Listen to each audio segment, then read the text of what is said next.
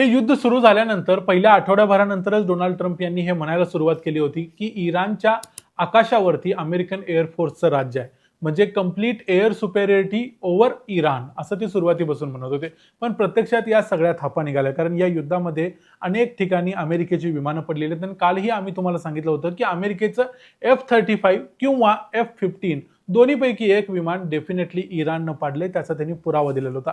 पण अमेरिकेच्या सेंट्रल कमांडनं सांगितलं होतं की आमची जी विमानं गेलेली होती ती सगळी परत आलेली आहेत. म्हणजे अमेरिकेच्या सेंट्रल कमांडनं देखील थापा मारल्या आणि आज त्यांना हे मान्य करायला लागलं, कारण त्यांचे 2 पायलट या मिशनमध्ये गायब झालेले होते. या 2 पायलटपैकी एका पायलटला त्यांनी सही सलामत बाहेर काढले, म्हणजे वाचवण्यात त्यांना यश आलंय. पण आणखी एक पायलट मिसिंग आहे.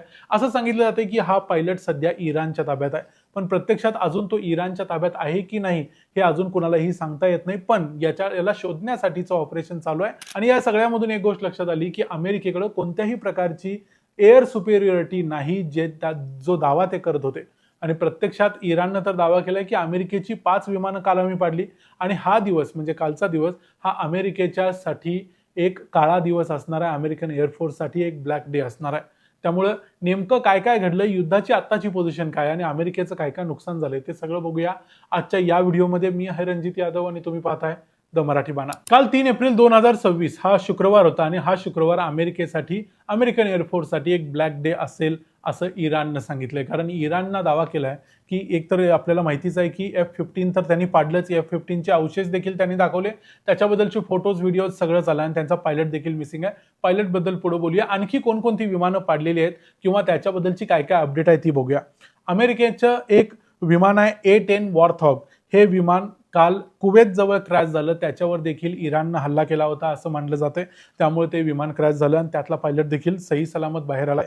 त्याशिवाय अमेरिकेची 2 हेलिकॉप्टर्स आहेत, HH-60W जॉली ग्रीन नावाची. ही दोन्ही हेलिकॉप्टर्स या रेस्क्यू ऑपरेशनमध्ये होती, त्यांच्यावर देखील इराणनं हल्ला केला. ही दोन्ही हेलिकॉप्टर्स देखील अमेरिकेनं जबरदस्तीनं अचानकपणे लँड केली त्यांच्या जवळच्या बेसिसवरती जिथं असेल तिथं, कारण यांना देखील धोका निर्माण झाला होता. याशिवाय F-16 एक प्लेन होतं, ते देखील इमर्जन्सी डिक्लेअर केलं गेलं आणि ते देखील इराकमध्ये अचानकपणे लँड केलं गेलं. KC-135 स्ट्रॅटो टँकर, जे सुरुवातीला इराणनं 5 उडवले होते प्रिन्स सुलतान एअरबेसवरती आणि एक इराकच्या स्काईजमध्ये, आकाशामध्ये देखील उडवला होता. तसला आणखी एक KC-135 स्ट्रॅटो टँकर पुन्हा एकदा या इमर्जन्सीमध्ये लँडिंग करावं लागला.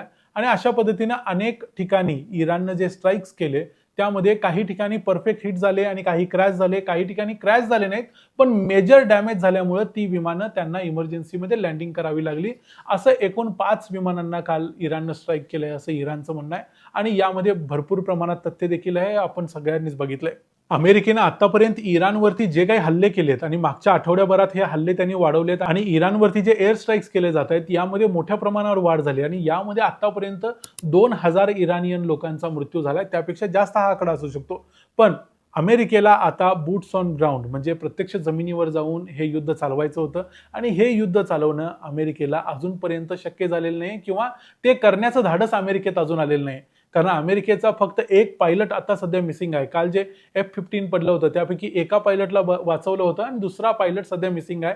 तो एक पायलट मिसिंग आहे, तर अमेरिकेमध्ये प्रचंड दबाव निर्माण झालाय. त्याला शोधण्यासाठी अमेरिकेची काही विमानं, काही जॉली ग्रीन हेलिकॉप्टर्स सध्या फिरतायत आणि त्याला शोधून परत आणण्याचा प्रयत्न करतायत. पण इराणनं देखील सहजपणे त्यांना सोडून द्यायचं ठरवलेलं नाही. इराणनं सांगितलंय की तो ज्याला कोणाला सापडेल, म्हणजे सामान्य लोकांना सापडू शकतो, त्यांना ते $60,000 एवढं बक्षीस देणार आहेत. पण तो जिवंत किंवा मृत इराण सरकारपर्यंत आणून त्याला पोहोचवलं पाहिजे असं त्यांचं म्हणणं आहे.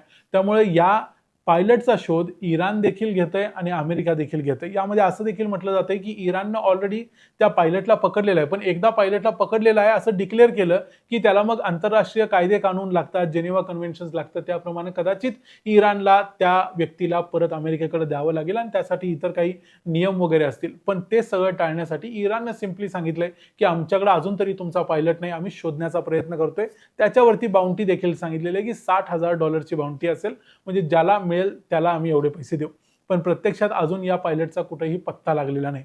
इराणमधलं खुजिस्तान प्रोव्हिन्स हा जो भाग आहे पर्शियन गल्फच्या जवळ असलेला, या ठिकाणी आता या पायलटला शोधण्याचा प्रयत्न केला जातोय. आतापर्यंत अमेरिका आणि इस्रायल या दोघांनी देखील इराणवरती मोठ्या प्रमाणावरती हवेतूनच बॉम्बचा वर्षाव केलाय.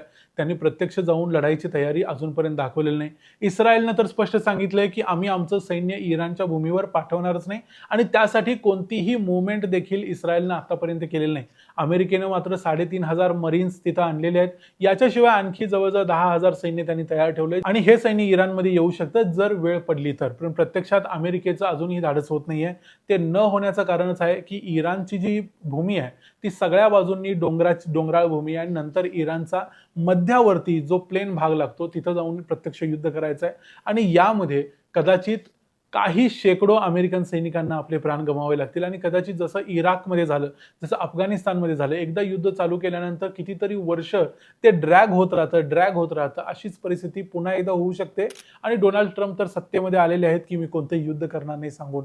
त्यामुळं अजून तरी अमेरिकेने हे धाडस केलं नाही आणि आता सध्या एक पायलटसाठी जे काही अमेरिकेमध्ये प्रेशर क्रिएट झालेलं आहे हे सगळं बघितल्यानंतर असं लक्षात येते की अमेरिका एवढ्या सहजासहजी या युद्धात पडणार नाही. याशिवाय आणखी वेगवेगळ्या बातम्या येत आहेत की मरीन्सला कॅप्चर केले वगैरे वगैरे, पण त्या बातम्या खोट्या आहेत हे आम्ही तुम्हाला क्लिअर करतो. आता सध्याची युद्धाची जी परिस्थिती आहे त्यामध्ये इराणकडे अप्पर हँड आहे. पाकिस्तानमध्ये अमेरिकेचे काही लोक चर्चेसाठी आलेले आहेत, पण इराणनं आपला कुणीही प्रतिनिधी पाकिस्तानमध्ये चर्चेसाठी पाठवलेला नाही. त्यांचं म्हणणं आहे की आम्हाला सीज फायर नको आहे, आमच्याबरोबर तुम्हाला जर सीज फायर करायचं असेल तर आमच्या अटी तुम्ही स्वीकारल्या पाहिजेत. म्हणजे इराण हे युद्ध आपल्या अटीवरती मिटवण्याचा प्रयत्न करतोय. अमेरिकेला आपल्या अटी पाहिजे आहेत, पण त्यासाठी ते कोणत्याही वेळेला कोणत्याही थराला जायला चर्चेसाठी देखील तयार आहेत, पण इराण चर्चेसाठी तयार नाही. इराणचं म्हणणं आहे आमच्या अटी मान्य केल्या तरच चर्चा होईल. थोडक्यात हे युद्ध जे सुरुवातीला पूर्णपणे अमेरिकेच्या हातातलं, इस्रायलच्या हातातलं युद्ध वाटत होतं ते आता तसं राहिलेलं नाही. ते आता भरपूर इराणनं आपल्या बाजूला ओढलेलं आहे. अमेरिका मोठ्या प्रमाणावर सिव्हिलियन इन्फ्रास्ट्रक्चर डॅमेज करते आहे, पण त्याचा परिणाम काय होईल आणि शेवटी काय हातात पडेल हे येणाऱ्या काळात आपल्याला लवकरच समजेल. पण या युद्धामध्ये अमेरिकेचा एक पायलट सापडलेला आणि अमेरिकेची अनेक विमानं पडली आहेत. टोटल विमानं जर म्हटली तर 20 पेक्षा जास्त अमेरिकेची विमानं आता या युद्धात पडली आहेत. हे अमेरिकेचं मागच्या कित्येक वर्षातलं सर्वात मोठं युद्धातलं नुकसान आहे जे इराणनं केलंय. या व्हिडिओमध्ये इथंच थांबूया. हा व्हिडिओ तुम्हाला कसा वाटला ते आम्हाला कमेंट्समध्ये सांगा. व्हिडिओ आवडला असेल तर व्हिडिओला लाईक करा, चॅनलला सबस्क्राईब करा. पुन्हा भेटू पुढच्या व्हिडिओमध्ये. तोपर्यंत पाहत राहा द मराठी बाणा. जय हिंद, जय महाराष्ट्र.